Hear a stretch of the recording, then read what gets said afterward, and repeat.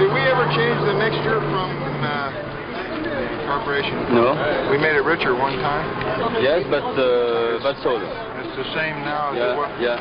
You think it's supposed to be that rich? Maybe it's a little too rich. They speak of what they must do to win the 12-hour battle against the track and their opposition. And when it's all said and done, there's only one way.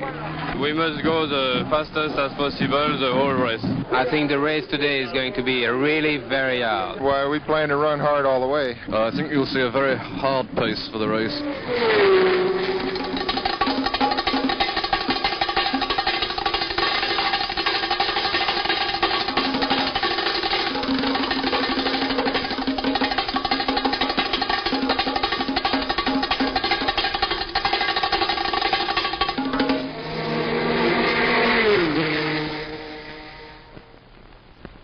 Sebring celebrates its 20th anniversary. The year 1970 climaxes 2 decades that have established the 12 Hours of Sebring as the premier auto racing event in North America. To honor the occasion, great names of the past, drivers and cars, are on hand to witness this year's event. One of the greatest is Ferrari, which this year has sent 3 Chargers. It was in 1964 when the prancing horse was last seen in Victory Lane at Sebring. This year, there's a renewed vitality in the Ferrari pits. The cars are lighter and develop close to 400 horsepower, and the drivers more than equal to the 12 hours. Last year's winner, Jackie Ickx, Nino Vaccarella, Ignacio Giunti, Mike Parks, and America's premier ace, Mario Andretti, head the list. Arch rival Porsche of Germany returns, not as a factory team, but managed by British racing specialist J. Wire Engineering, who won last year's event for Ford. A victory in Daytona's recent 24-hour race and impressive practice times make the 2-car Wire entry the odds-on favorite. Joe Siffert is teamed with Brian Redmond, and Daytona winners Pedro Rodriguez and Leo Kinnunen will drive the 2nd car. The 2 days of practice and qualifying saw Ferrari and Porsche in a seesaw duel for the best time. Finally, late in the 2nd day, the Andretti Merzario Ferrari number 19 took top honors at better than 121 miles per hour, a full 5 miles an hour faster than last year's record. Fractionally slower came the Porsche number 14 of Siffert and Redmond. In all, 10 cars bettered last year's record. Among them, the Kurt Ahrens Vic Elford Porsche, one half of a potent 2-car entry by Porsche Audi.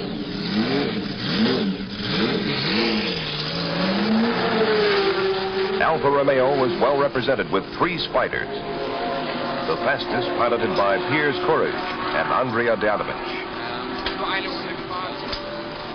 Matra of France was also at Sebring with 2 cars, both in the top 10, but giving away horsepower to the Porsches and Ferraris. All-around All-American Dan Gurney was teamed with Francois Sever, with André Pasquarello and Johnny Servos Gavin in the 2nd car. Yes, indeed. And again, have we got many... Sebring is many races. While the faster sports and sports prototypes duel for the lead, there's always a challenging group of races further back.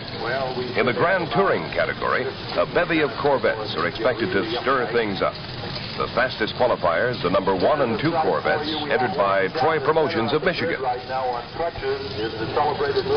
welcome addition in the sports prototype group is movie actor Steve McQueen's entry, a 908 Porsche. McQueen, although hobbled by a broken foot, will drive the car with Peter Revson, the well-known road racing star. Their class includes the Matras and Alfa Romeos, an uphill fight to say the least. Through the years, tradition has been a valued treasure at Sebring. The pit straight, the Jaguar Tower, the hairpin curve. But times change, and the interest of safety to both spectators and drivers has washed away some landmarks. The Warehouse Straight and Webster Turn have been eliminated, and this year the famous Le Mans start will be no more. 3, 2, 1.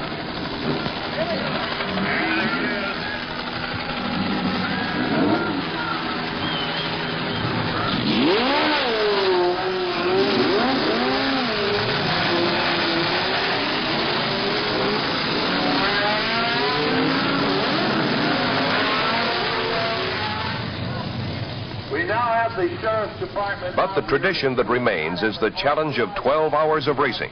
The mechanics, the managers, the drivers know of this test, and they're ready. After the race at Daytona, we improved the car a lot, and it's going to be really good now. Oh, I think they've done quite a bit of work and development work on these cars. Chassis-wise and engine-wise, I think we're a lot better off. It has very good reliability. They told us that drive it as though it's a Grand Prix race. Don't worry too much about the fact that it's a 12-hour race. Just stand on it. You have about 16 cars, which are all basically competitive, and any one of which could win the race. Flat out, we're about 7th or 8th fastest overall against a little bit larger engine cars. And I'm sure the average speed for the race will be around the 112 to 14 mile an hour mark for the whole race. Well, I don't know just how fast the Porsches will want to run at the beginning. I think on Siffert's car we shall definitely challenge the Ferraris. We'll just have to pace ourselves at a reasonable pace, and the only thing I'm afraid that the reasonable pace here today is going to be very fast. In a moment, the 12 Hours of Sebring. Fast and furious. It's been that way for 20 years.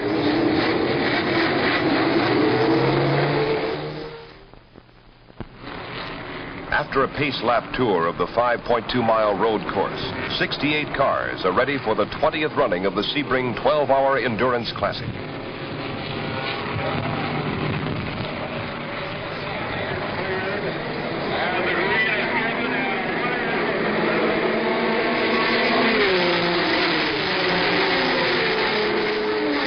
Mario Andretti in Ferrari number 19 leads the field as the race gets underway.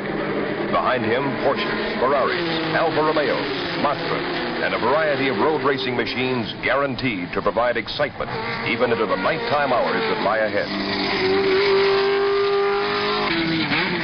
The red Ferrari 512S leads through the hairpin, followed by Joe Siffert in Porsche number 14. Andretti led from his pole position on the grid, which he earned with a 121.9 mile an hour Sebring lap record. 10 cars bettered last year's qualifying mark, set by Chris Amon in a Ferrari. Trouble back at the hairpin. 2 Lola Coupes mix it up. Bob Brown in number 26 continues, but light duty would complete just 1 lap of the race. Entering the long north-south runway, Andretti opened his lead. Here the cars reach maximum speed, the fastest ones close to 200 miles an hour.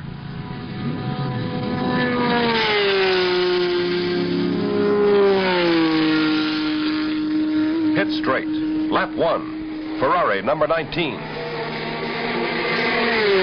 Siffert's Porsche is next, and already the cars vie for position. In third place, Jackie Ickx in Ferrari number 20 has moved ahead of Vic Elford's number 16 Porsche, with Pedro Rodriguez in the second Wire Engineering Porsche, a close fifth.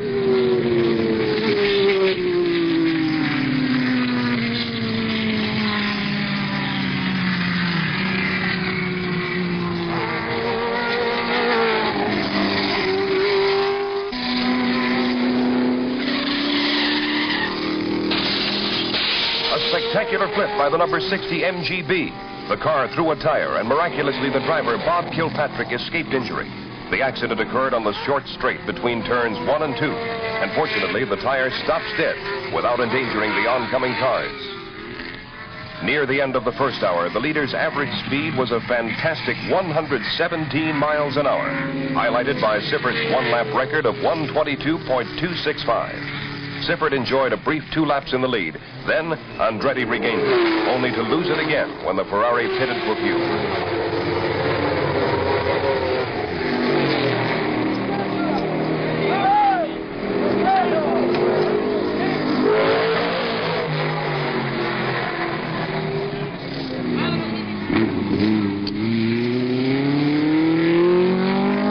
Arturo Mazzario is ready for relief.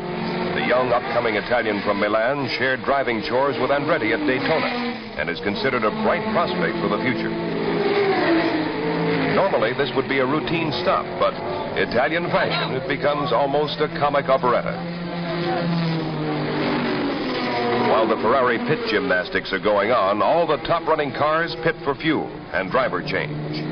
Vic Elford in Porsche number 16 led for 2 laps before giving way to Kurt Ahrens, also giving the lead back to the number 14 Porsche with Brian Redman aboard.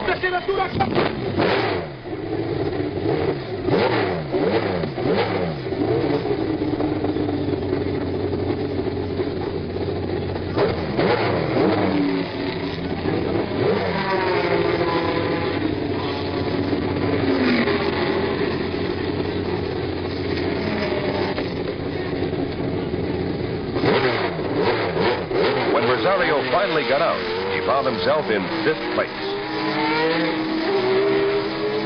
But Lady Luck dealt Porsche a cruel blow. Brian Redmond limped back into the pits, and the minutes rolled by as the mechanics repaired a faulty electrical system. This unexpected stop dropped the number 14 Porsche out of the top 10, a position from which it would never recover.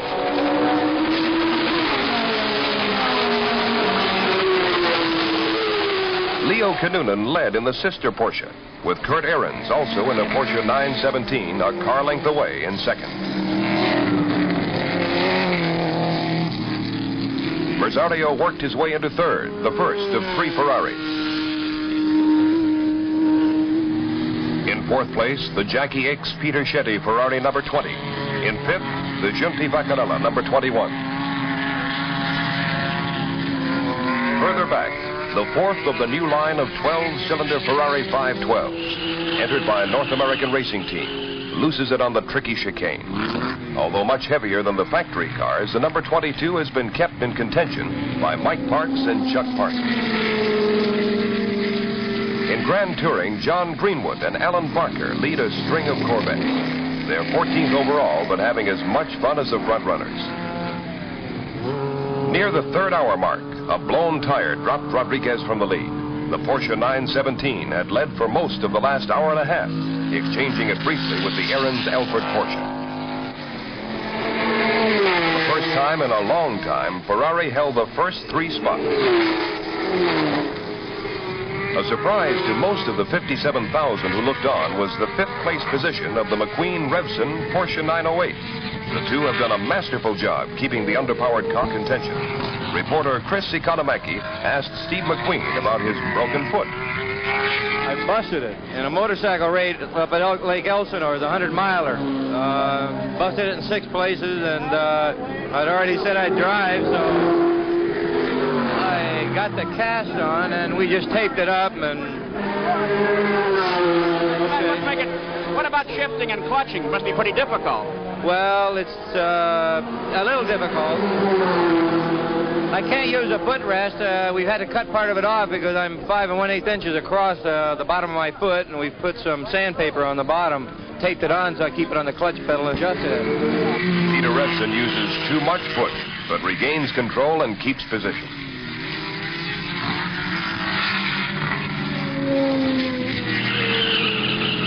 The number 33 Alfa Romeo of American Maston Gregory and Hollander Tony Hesmans also does a turnaround. The Alfa and the McQueen Revson Porsche are having quite a go for 5th. The 2 cars swapping position all afternoon. Well into the 4th hour, it becomes apparent the Porsche battle is a difficult one. Body repair work, necessitated by the earlier tire mishap, drops the Kinnunen-Rodriguez Porsche 4 laps behind the leader. In the 2nd hour, the number 17 Porsche swallowed a valve. A short while ago, the number 16 Porsche suffered irreparable damage to the rear suspension when it was involved in an accident. And although still running, the number 14 Porsche underwent repair of the front wheel hubs and is out of contention. The Andretti Merzario 19, entrenched in 1st, leads the trouble-free Ferrari parade. In a moment, the final chapter, the nighttime hours of Sebring. As day gives way to night, Mario Andretti and Arturo Merzario have amassed a 9-lap lead. What was a 3 Ferrari runaway dropped from 2 to 1. The Shetty number 20 retired with a broken valve spring, and the number 21 car blew a tire and is undergoing repair to damaged suspension. Retirement defeated the Greenwood Barker Grand Touring Corvette, or perhaps it was the dogged pursuit and steady pace of the Tony DiLorenzo Dick Lang Stingray. Racing second in GT for most of the race, their car ran trouble-free and is now 1st in class. There has been no let-up in the 12-hour marathon. Average speed better than 113 miles per hour. A report is in that the number 14 Porsche is out with a broken-up right, and Joe Siffert is now teamed with Rodriguez in the remaining Porsche. Maston Gregory in the Alfa number 33 is in 3rd. Finally repaired, the number 21 Ferrari joins the fray. Running 4th, the number 48 McQueen Revson Porsche. But it's not over. Mario Andretti has brought the lead car into the pits and is examining the underside of the Ferrari. Rosario is helmeted and ready for his stint at the wheel, but the stop is agonizingly long. Ferrari had as much as 12 laps on the second-place car, but the fast-closing Porsche of Sebring and Rodriguez is cutting into that lead. Out on the track, the field has thinned to 30 cars. Revson has moved his Porsche into third, and the Giunti Vaccarella Ferrari is now fourth. Rosario goes out, still in first. Chris Economaki is with Mario Andretti. Getting close to the end, Mario. What's the trouble underneath the back of the car? Well, it's the gearbox. How bad is it? I don't know. I don't think it's going to finish. How many gears are left? Well, it's not how many gears are left. There's four gears left yet, but jumping out of gears and it's making noises, so I don't know. Right. Mario Andretti, concerned about finishing. Concerned he might be. Rosario is running very slow.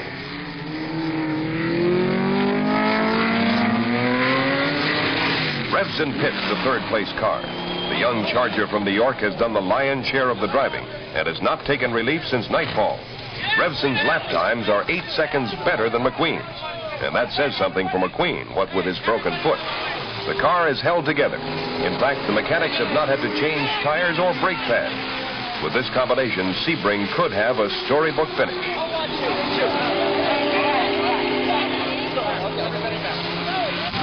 Revson goes out again for another turn. Approaching the 11th hour, the Porsche closes the gap on the faltering Ferrari. At 9:46, it is dead on the course. There's still an hour of racing left, and Ferrari has come too far to call it quits. It's been decided that Andretti will drive the only Ferrari still in contention. Giunti discusses strategy as Andretti waits for the number 21 car.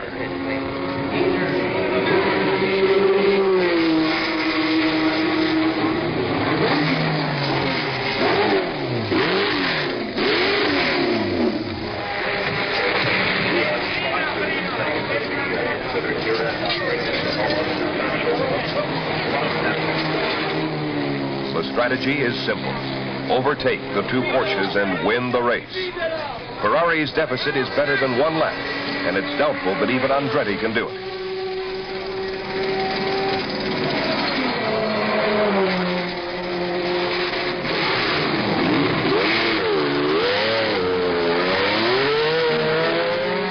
It wasn't long before Andretti unlapped himself. He is now 5 miles behind the leader and in pursuit of the second-place Revson McQueen car.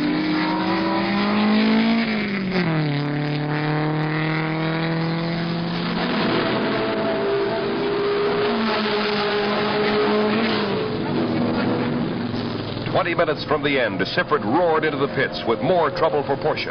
A wheel hub failure, the same problem that occurred on the sister car, has stricken Porsche's hopes of victory. At the same time, Andretti overtook Revson, and once again, Ferrari led. Maston Gregory was 1 lap down in third. By the time the Porsche was repaired, it was 4 laps back in fourth. The drama never ceased. With minutes to go, Andretti paid a surprise visit to the pits.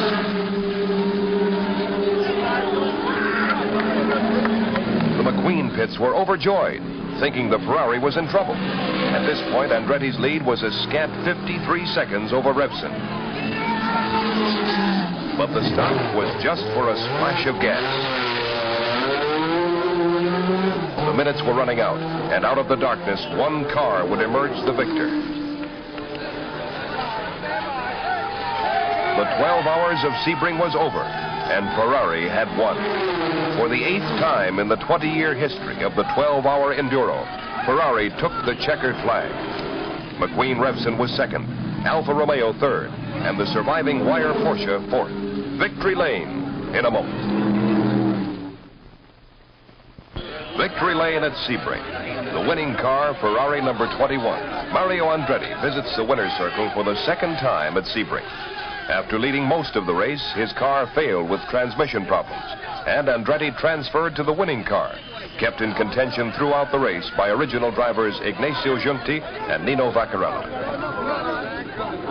Time to speak English yet, Mario? Yeah. Congratulations. What a drive. You ever think you'd pull it off? No, but we never lost faith, though. These guys just worked, and we just tried everything we could, and I guess the Lord was with us once again. Happier, even in last Oh, May. I'm telling you, this was the impossible dream. What about that last stop? Was it necessary? Yeah, I ran out of fuel. I thought to stretch it, but then the reserve ran out, and I just barely made it in. Congratulations again, Mario Andretti. This year's race shattered all records. Average speed better than 107 miles an hour. A fitting climax to 20 years of racing at Sebring.